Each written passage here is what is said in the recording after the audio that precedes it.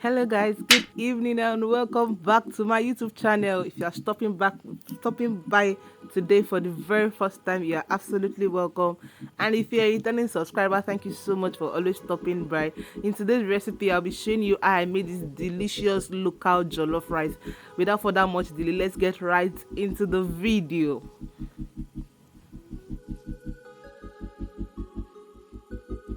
So guys, here I am boiling my meat. I washed and rinsed it, put it into my pot, lit the fire, and I'm adding my seasoning cubes here. I added seasoning cube, my ginger and garlic powder, and salt. I stirred it for a bit, then I covered it to allow it cook in its own juice till it is to my preferred tenderness. So here I am frying it with both vegetable oil and palm oil. I'll be frying my meat because I want my meat to release its juice and flavor into this oil before I cook. So here my oil is hot and I'm going in with my meat.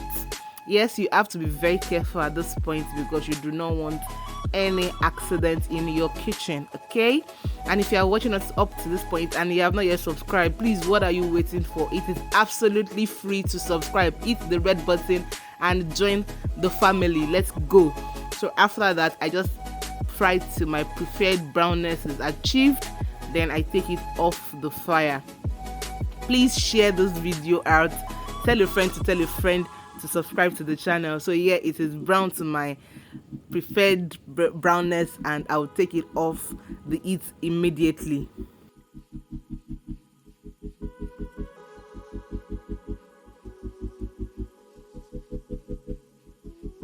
So we are going right into the cooking. Here I'll transfer my oil I used to fry into a bigger pot that I'll be using to cook the rice. I'll pour it in, add my onions almost immediately because my oil is still very hot. I'll pour in my onions and I'll add in my tomato paste. Then I'll stir fry for some minutes before I proceed to other ingredients.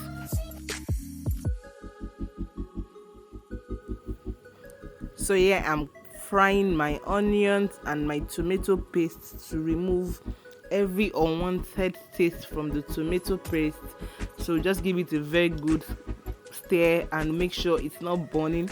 I'm frying on a medium-low heat here, and I'm trying not to allow it to get stuck or get burnt to my pot. So I'll be adding in my blended pepper. There I have my tatashe and my rodo alone.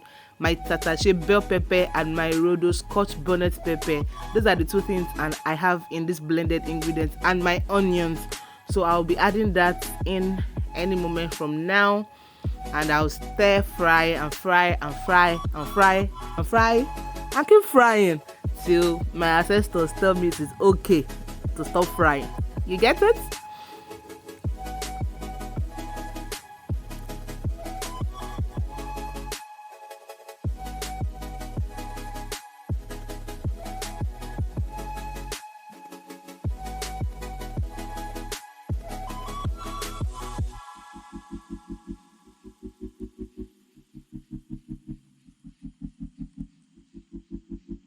Please take your time to fry it properly. So I'm adding in my bell pepper, my scotch bonnet pepper, and my onion mix.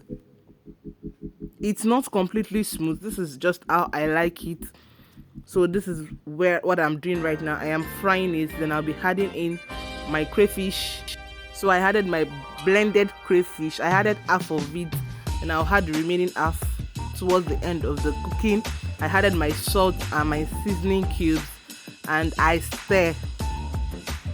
Make sure you fry it very well. You have to fry it very well. Yeah, at this point it is already fried to my preferred taste. When you see the oil floating on top of your stew like this, you know your stew base is ready to accommodate everything it wants to accommodate. So that's what I'm doing here. So you can still see how lush it is right now. I fried it a little bit more, then I went in with water, covered it to boil, then I had in my rice. That was what I did at this part, at this segment, in this section. Please, if you have watched on to this point, please subscribe to my channel, please. It costs you nothing. Subscribe to the channel. So yeah, I'd already poured in my rice and it has boiled a little. Then I had in my shrimps, my dried shrimps to eat, and my smoked fish. Then I covered it to cook. Then I added the remaining crayfish. Yeah, I added the remaining crayfish to it and allowed it to marry itself together in its goodness. The fish and the prawns and the crayfish, they are giving what it's supposed to give.